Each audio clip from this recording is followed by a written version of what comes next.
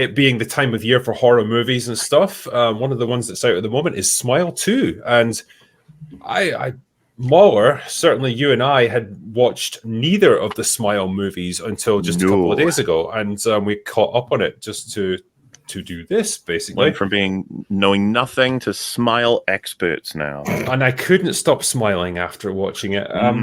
Yeah, I mean, I don't know. Do you want to go first, or shall I, or what? Like, what's the best way to do this? I don't know. I guess, should we do a quick summary of the first one? So people are caught up in case you don't know. You start there, I guess. Sure. So, yeah, in the first one, the main character, whose name I can absolutely not remember, Rose, witnesses someone delete themselves. And I got to be careful how I say this on YouTube because you know how it is. Anyway. Okay, yeah, I'm sure you will, Reaper. Thank you. I'll have to edit it out later. Anyway, she witnesses that. It's quite gruesome and stuff. And when she does, in the days afterwards, she starts having horrific visions of this person, like smiling at them. They keep coming back. They keep appearing. And it turns out she's been stalked by a malicious entity that basically infects the next person who witnesses the killing. And it keeps going on in a chain. Eventually it'll possess your mind and it'll cause you to kill yourself, and then someone else, you'll do it in front of someone, they'll see it, and then they'll get infected by it, and so on and so forth. So the main character tries various things to escape it. She even thinks that she's defeated it by confronting her childhood trauma, where she allowed her mother to pass away when she might have potentially saved her, because it was kind of an abusive sort of parenting situation. You think she might have overcome it by confronting her childhood trauma, but she didn't, because it was all just an illusion by this thing that gets inside your head and it shows you whatever it needs to show you to get you under its spell. And she ends up taking herself out at the end. So that was the first movie. I actually quite liked it. Aside from the fact that the main character was really bland and boring and played by a quite unlikable actress, I thought the concept was nice enough, and there was some decent little jump scares in there. So it's just your standard horror movie. Have you seen It Follows? It very much reminded me of that. I felt like it was just a worse version of that. Yeah, it was. It was yeah, not. The premise not as sounds good as the same. I haven't seen Smile or Smile 2. It doesn't have. Because you know how It Follows, like, it's kind of always there, and like you're just aware of it, like slowly coming towards you. It's more sudden and unpredictable in this, but it's the same idea. I don't like this one as much is that there's so little for the main character to do about this creature. There's almost nothing. Yeah. And the rules are so fucking unclear. And then the big one that really annoyed me was I never know what I'm watching is real or not. It's only literally the last few seconds of both movies do you get told what was real or not. True. And the whole like, oh, you're just being manipulated and what you saw isn't real, that's kind of kept under control a little bit in the first movie, but it goes wild in the second one. And I don't know, Mauler, do you want to give a summary of the second movie? Sure, yeah, okay. Well, I mean, so the first one ends with, as Drinker mentioned, the girl, she does not defeat the creature, so she ends up setting herself on fire in front of the friend of that film that was helping her try to solve this before the end. And we jump right into him at the end of his rope, essentially, because you get between 4 and 7 days before it'll get you. Yeah. And he's losing his mind, and he's used his connections as a policeman to basically find a person, because the only way to get rid of it, that they learn, is if you kill someone in front of someone, such that the trauma of them witnessing that moves the creature on to the person who witnessed that, and it moves it off you. So he came up with it. And by the way, this was funny because I was watching Smile 1. I did think, like, if it goes to him, he might be able to find some criminals that are real bad, and he could maybe. And then that's what they do in the opening. He finds drug dealers, like low lives. He's like, yeah, I'll pin it on them. It doesn't go perfectly to plan, and he ends up dying. And I did get the impression, by the way, because it happens right at the beginning, I was like, they didn't want to make the film about him, huh? Yeah, clearly. To move it on. Also, like, the actor had clearly like aged a few years since like the previous movie. His hair is like way longer and stuff. Like, but it's supposed to be like a couple of days later. But okay, fine, whatever. But yeah, I mean, to do it a bit faster, it moves on eventually to a celebrity singer, and we get a different vibe, a different dynamic in this one of someone she's still got a traumatic history, like memory thing, and she goes through a similar experience as the girl in the first one. But personally, I felt like they bumped everything up in Smile 2, as in They tried to do bigger and better effects. They tried to do different kinds of scares. The camera work felt like it was a bit more dynamic. And I have to say, I think a lot of people are saying this. I forget her name. She was in Charlie's Angels, the main girl. Yeah. She was excellent in this film. She really put her the effort in to act her ass off. I was honestly kind of like, she was keeping me in because I wasn't too interested in the smile demon, so to speak. But with her, I was like, man, I'm feeling stuff for her. She's really going through it, you know. Because I messaged you about this and saying like that was one of my big positives with the movie. Like that, the main actress was really going for it, and I think the fact that like she's playing a sort of Miley Cyrus type character, like she's a pop star and stuff, and she even looks like her quite a bit. Definitely. So right off the bat, I was rooting for the monster, man. But as the movie goes on, like I actually came to really like her, and like a lot of it just comes down to like a really good, strong performance from the main actress, because the film really puts her through the mill. As Moore explained, that she's got past trauma. She was in a car crash that sidelined her. Like she was out of her music career for like over a year or so, like going through rehabilitation and stuff. And she still suffers a lot of the after effects of that, like physically and emotionally. And you gradually uncover what happened to cause that car crash. And she was obviously, back then she was in a really shit place doing drugs and stuff, and that was part of the problem. And yeah, the actress conveys that pretty well. And like she'll do that thing where like when she gets like really stressed, she'll like rip a chunk of her hair out, and it gets more and more severe as the movie goes on, to the point where she's like a whole part of her scalp is just exposed. And I don't know what, maybe they just discovered that the actress can chug a bottle of water like really quickly, but like she does it so many times throughout the movie. Yeah, there is that one where she does like a whole Voss bottle in one go, and I was like, oh, that wasn't okay. Yeah, good for you. Okay, that's any girl that can do that, you sort of think.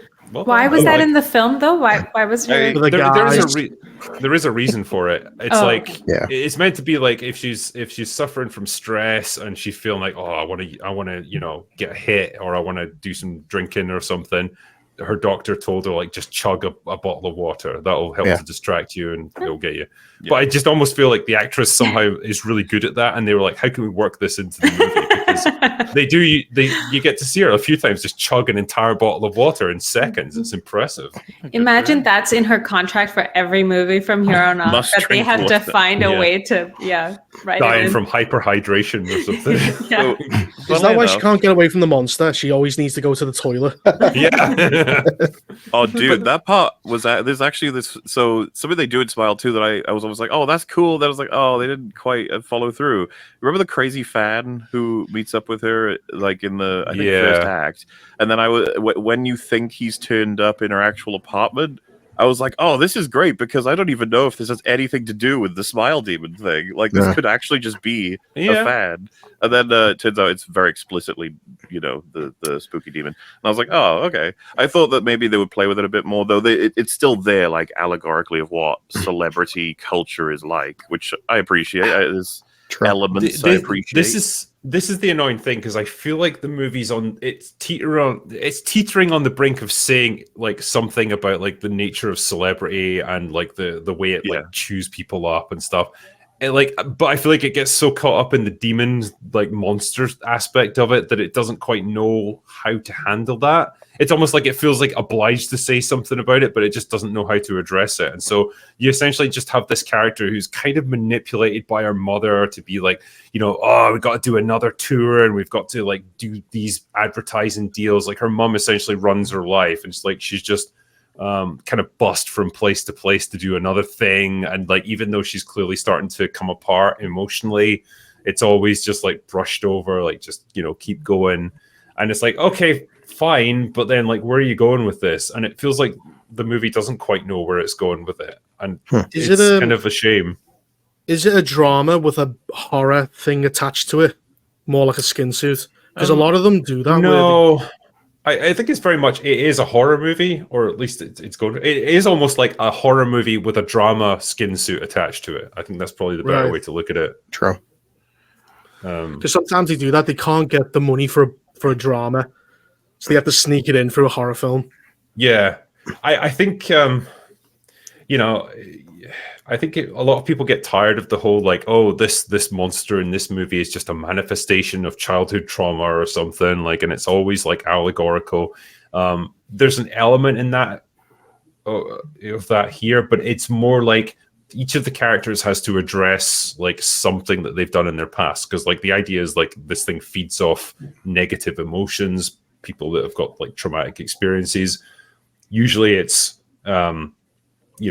witnessing a death, but then like with each of the main characters, they've kind of caused a death at some point in their past through their own actions. They've got to try and like reconcile with that, but there isn't really any redemption to be found. And I think as Muller pointed out, see once you realize like the monster in a story is unbeatable and it has unlimited control over reality and everything around the character, there's no tension there because I know it can't be beat. It can't be defeated in any way. To be clear, not only can it make you see anything it wants, it can also take full control over you whenever it wants.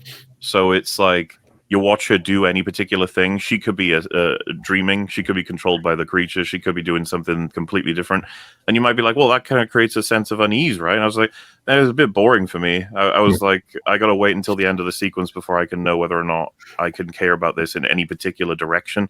And this hits the second movie hard. I don't mean to...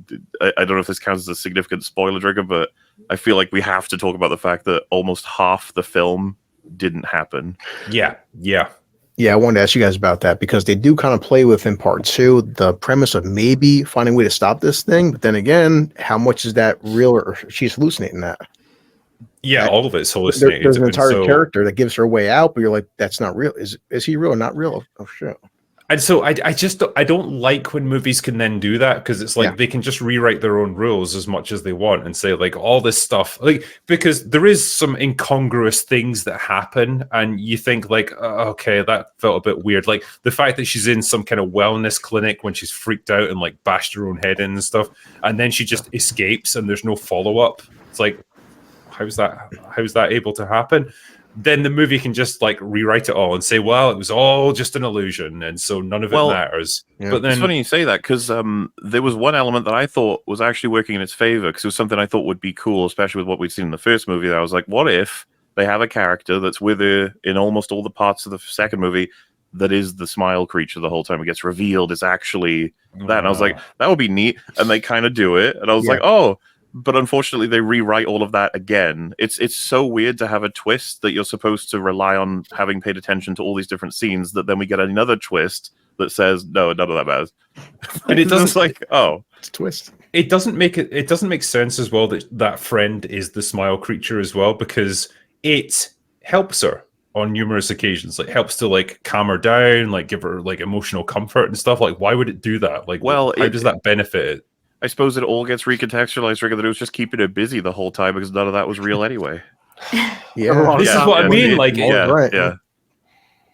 Like then there's no reason to get invested in anything because none of it could be real. And so I think in order to have an element of tension in a movie like this, there has to at least be a light at the end of the tunnel. There has to be a potential way out, even if it's like remote and difficult. And if there isn't, and then you realize like, well, this thing can just do whatever it wants at any time. It's like, well, okay. I might as well just see how it plays out, I guess. But what's the point in caring about it? That was weird for me is because I was like, oh, but that was the payoff for the first movie. That she did everything she could. She thought she beat it, and then she didn't. And then the second movie was like, she did everything she could. She thought she beat it, and then she didn't. I was like, well, but... all right, I guess. Molly's definitely right, because the second film, I was hoping at least at this point give us some explanation. Like, it doesn't even have a name. I would just... Yeah, I think what you would have to do is...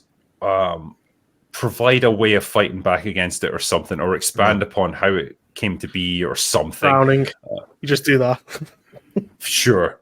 Anything really, but like it's essentially recycling all the plot points from the first movie beat for beat. In which case, why are you doing it? It's just like a bigger, grander, like more stylized, more gory version of the first movie, because like the gore scenes are quite good. They're quite impressive.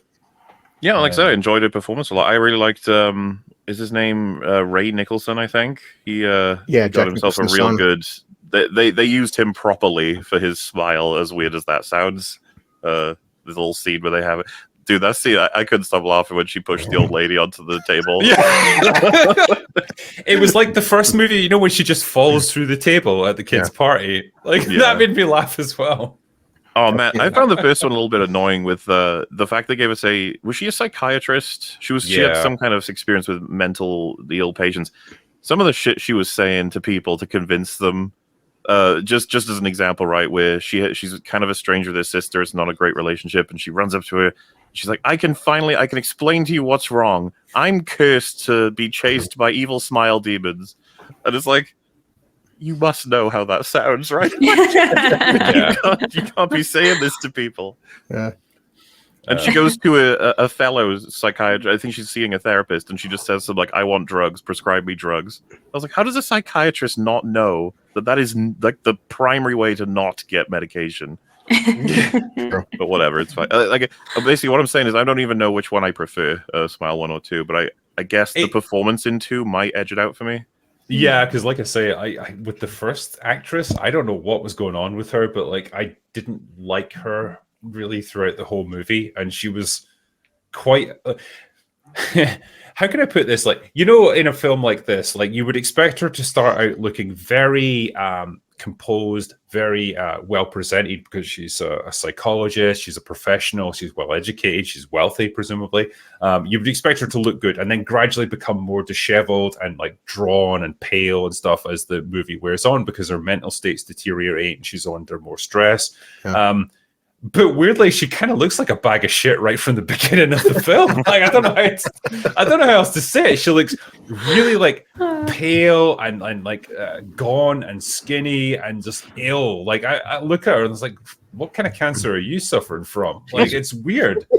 And like like it didn't fit with, I guess, what they were trying to do with the movie. I don't know if that was just bad casting, but like they nailed it with the actress for the second film, and I think that's what probably drew me to it more. True. Something that kind of annoyed me too is if there were, let's say, 20 set piece scares, it felt like 12 of them end with blarg. Yeah,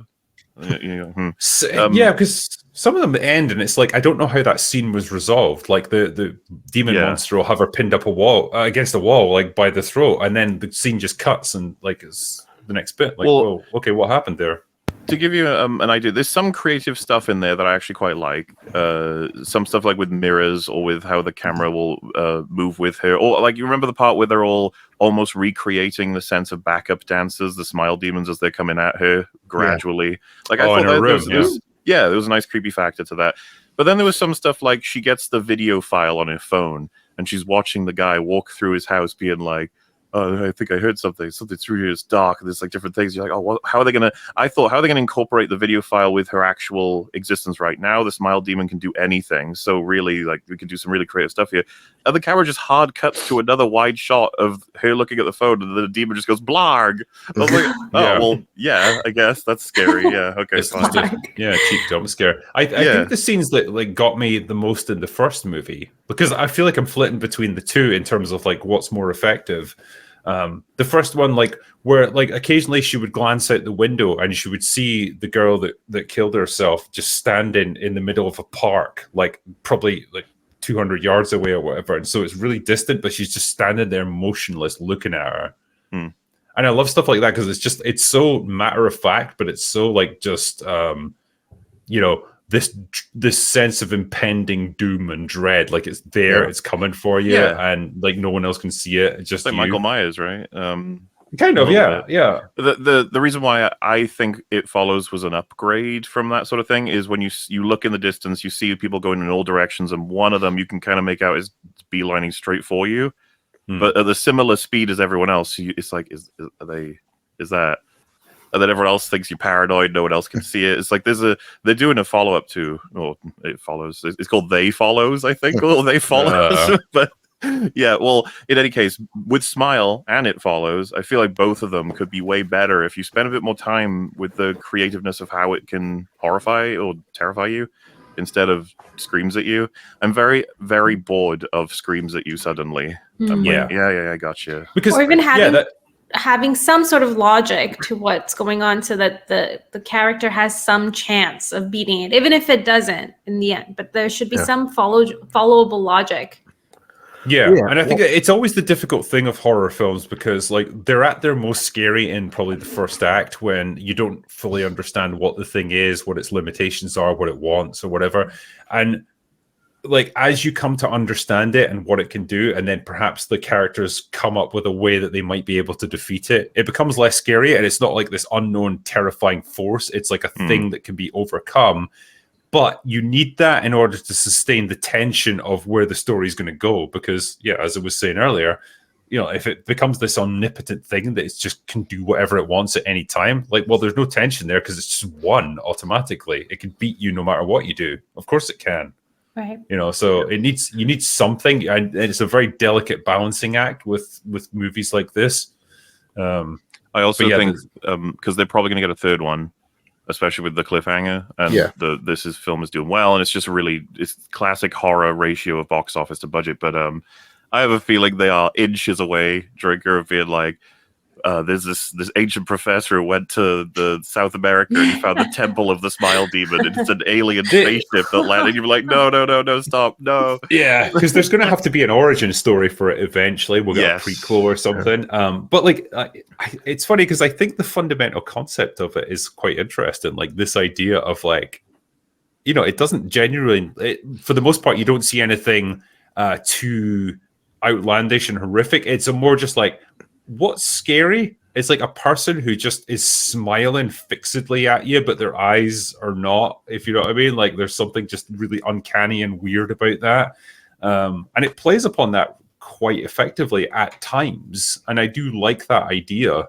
It's just, all the stuff that comes with it. Like it starts to become a little bit overwhelming. And especially what you get with a sequel where like, you know what this thing is already. There's no mystery element to it now. It's just, okay, it does this. This is how it works, whatever. And it's just like, how can we just make it more gory and more over the top?